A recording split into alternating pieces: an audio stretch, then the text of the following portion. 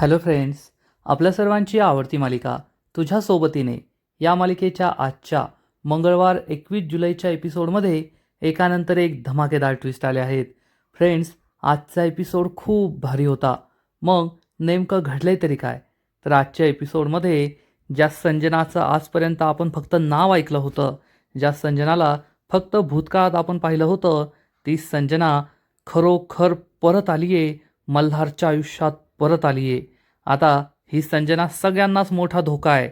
मग ती तायडी असो किंवा मग मल्हार. पण नुपूरसाठी ती खूप महत्त्वाची आहे. आणि संजना ही आता बिनधास्त परत आली आहे. नेमकं याचं कारण तरी काय? ती मल्हारच्या आयुष्यात तर परत येणार नाही ना. तिच्यामुळे नुपूर आणि मल्हारमध्ये अंतर तर निर्माण होणार नाही ना. हे सगळं पाहायला खूप मजा येणार आहे. मग हे सगळं नेमकं घडलं तरी कसं? हे जाणून घेण्यासाठी हा व्हिडिओ शेवटपर्यंत नक्की पहा.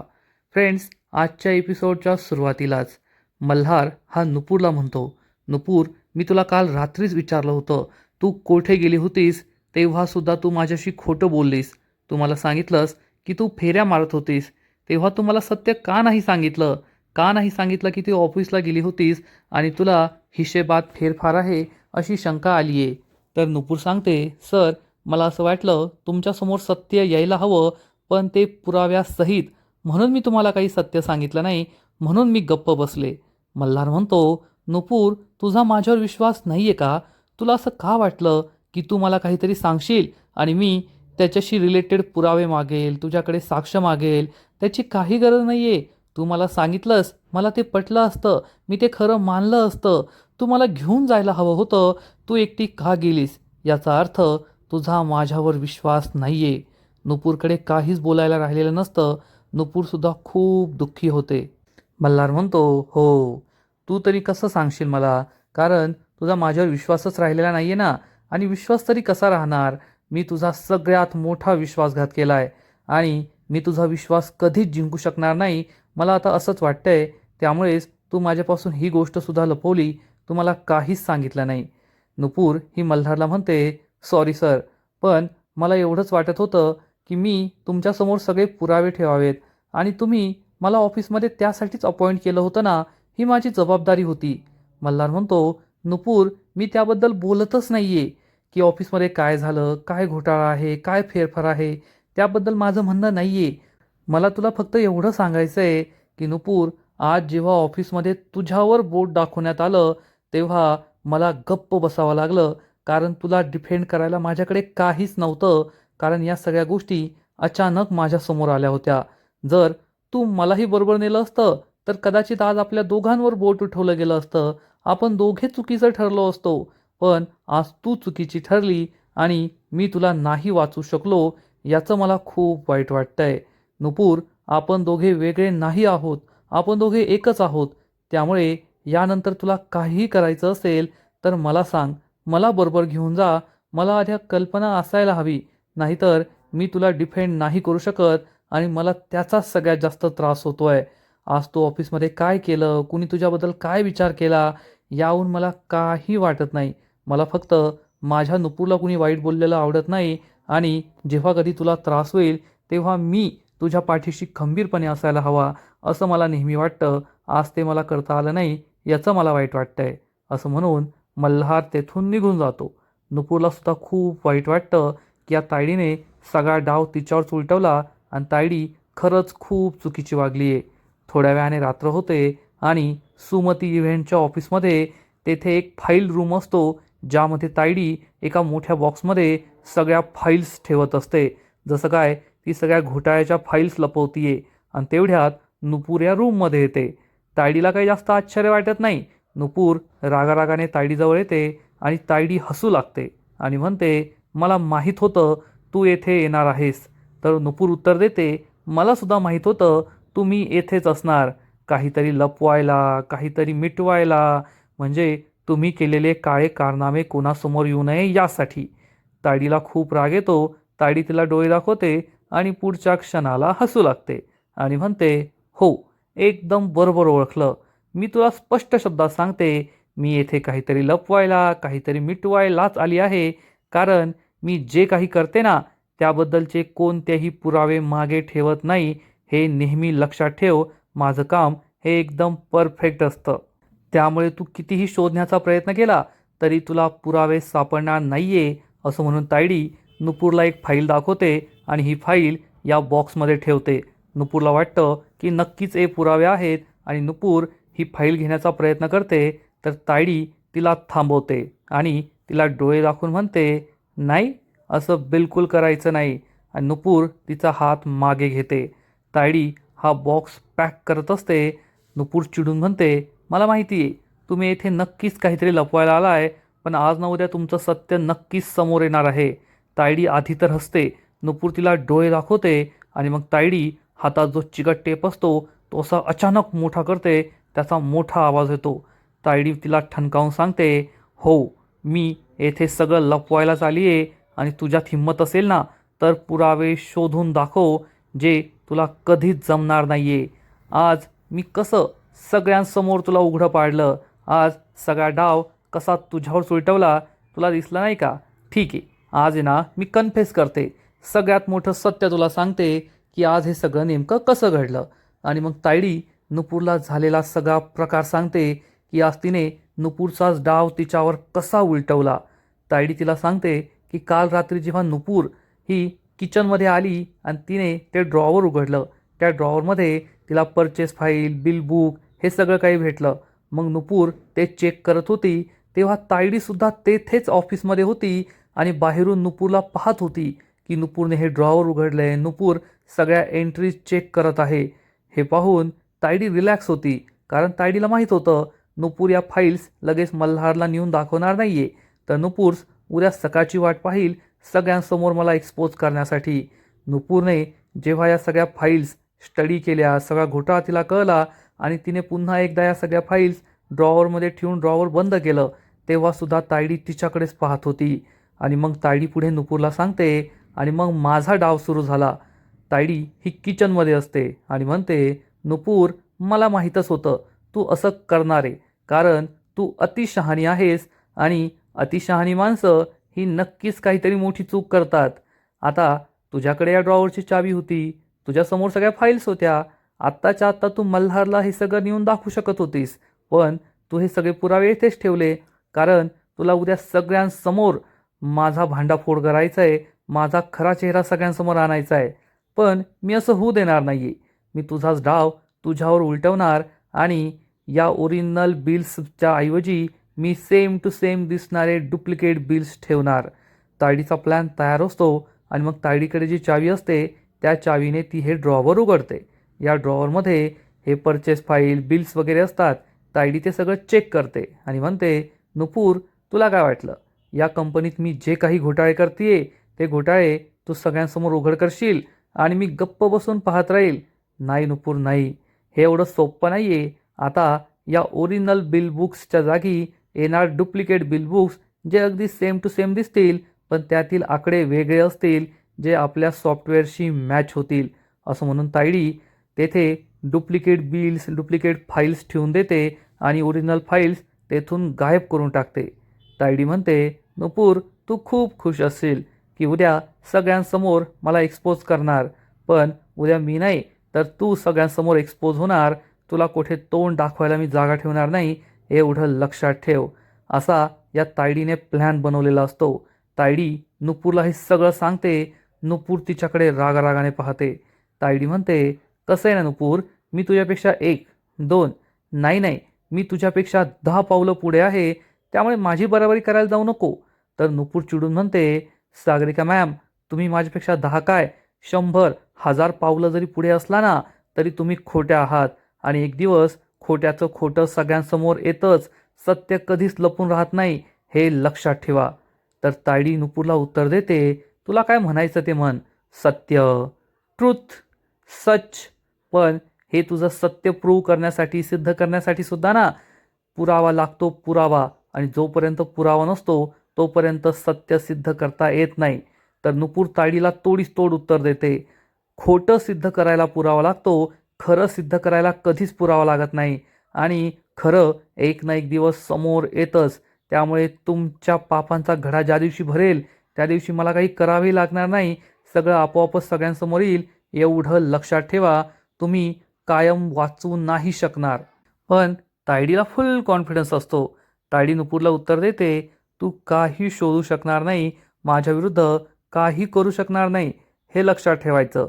जसा मी आज तुझा प्लॅन उलटून लावला तसा प्रत्येक प्लॅन मी तुझ्यावरच उलटवणार. कारण तुला बेसिक्स माहिती नाही आहे, तुला बेसिक रूलच माहीत नाही आहे.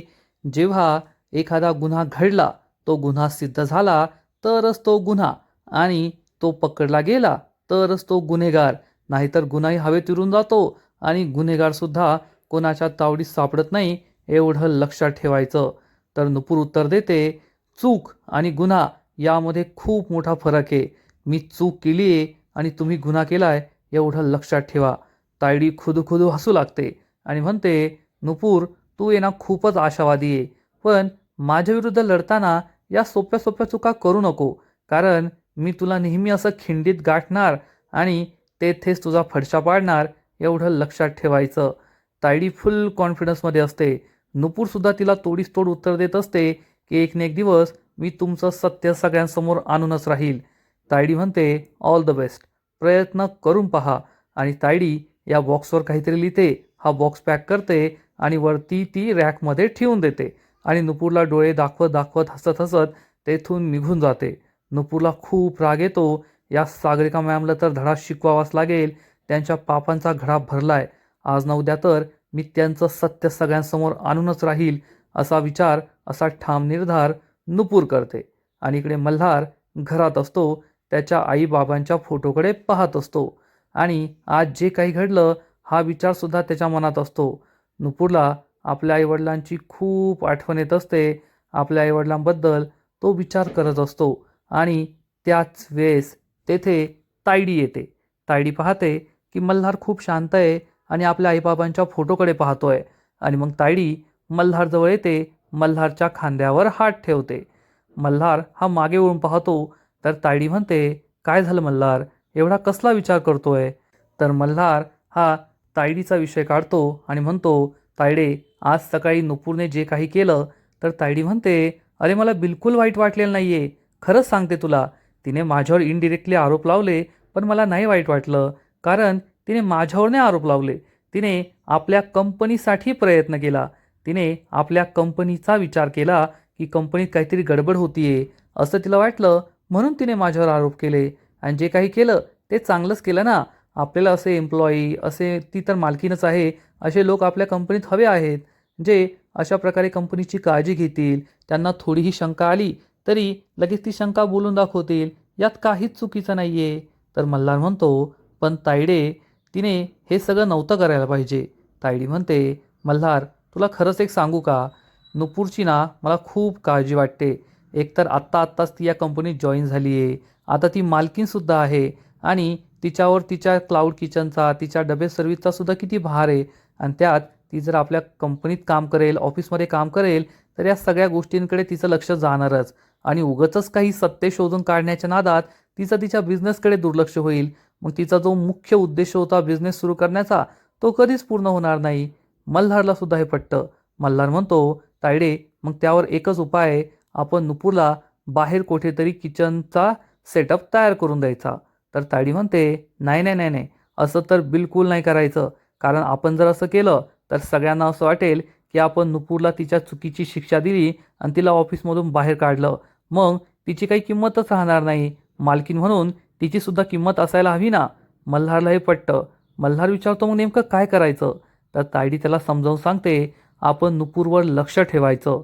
नुपूरला समजावून सांगायचं की तुझी प्रायोरिटी तुझा बिझनेस आहे, त्याकडे लक्ष दे. बाकीचं किचन, कंपनी, ते सगळं आम्ही सांभाळून घेऊ, त्यासाठी आम्ही आहोतच ना. मल्हार म्हणतो, तायडे तू एकदम बरोबर बोलतीये, मला तुझं पटलंय. नुपूरला आपल्या ऑफिसमध्येच काम करू दे, पण आपण नुपूरवर बारीक लक्ष ठेवायला हवं आणि तिला ऑफिसच्या कामांपासून वेगळं करायला हवं. खरंच खूप खूप थँक्यू, तू माझं टेन्शन कमी केलं आहे, असं म्हणून मल्हार तेथून निघून जातो.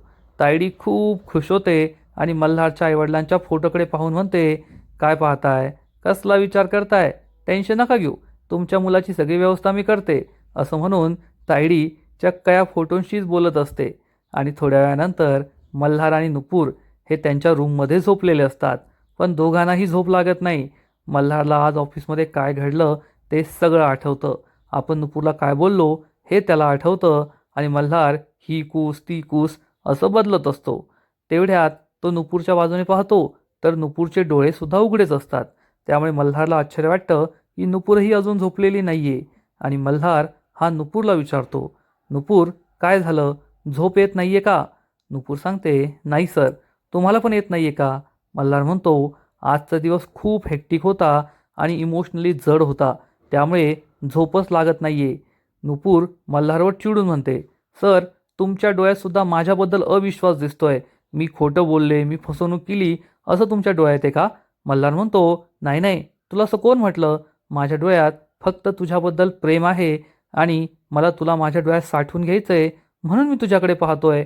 अशा कोणत्या वेगळ्या हेतूने नाही पाहते. नुपूर म्हणते, सर तुम्ही झोपा आता. माझी मस्करी करण्याची बिलकुल इच्छा नाहीये. मल्हार म्हणतो, मी नाही मस्करी करत आहे. कोण म्हटलं मी मस्करी करत आहे? तू तर काही पण बोलतेस. नुपूर उठून बसते आणि म्हणते, पण सर.